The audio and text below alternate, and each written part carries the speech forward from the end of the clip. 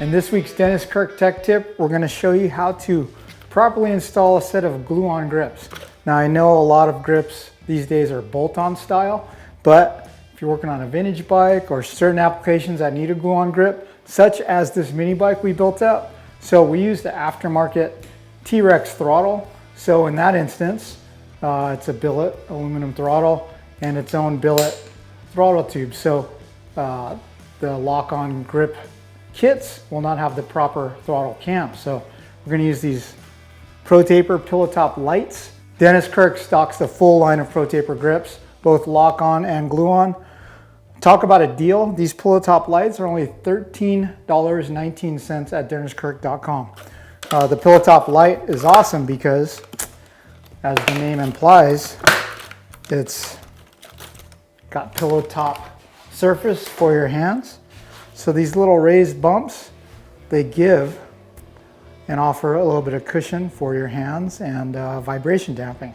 So what you need is a set of grips. This is Pro Taper grip glue, also same as this super glue you find at the store, but in a larger quantity. This is only $7.86, and you can do a dozen pairs of these grips in this style. And a can of contact cleaner. Maxima is my favorite. Smells good, works great. We're going to show you how we do it. So if this was a stock throttle tube, it would have a hole at the end. So when you put on number plate graphics and there are little holes for the bolts, I always save those little pieces because it's worthwhile, because you want to block off the end of the grip. In this case, it's billet throttle tube, it's sealed, but if there was a hole at the end, you'd do like so. You could also use electrical tape or a small piece of some other sticker. So in this instance, the grip is the same all the way around, so I don't really have to worry about top or bottom. So what I like to do is I put a healthy bead of glue around the rim of the grip.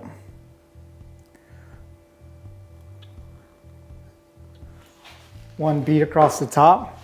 Don't go too close to there because you don't want it to go in. And a little shot of contact cleaner. Get it on, twist it as you put it on. Once the grip's in place, pull up to let the air out. And because this is the instant super glue style, it'll set up in about a minute or two. So there you go, throttle's on. You might want to get a rag, a little bit of contact cleaner on the rag, clean up the drip beneath. And there you go, throttle side is done. The process on the non-throttle side is the same. The Pro Taper handlebar, which is also available at Dennis Kirk, comes with a bar plug, which is nice because if you fall down, the hollow bar doesn't poke a hole in the end of your grip. So the same process here. Healthy bead around the rim, across the top of the grip. Little spurt of Maxima contact cleaner.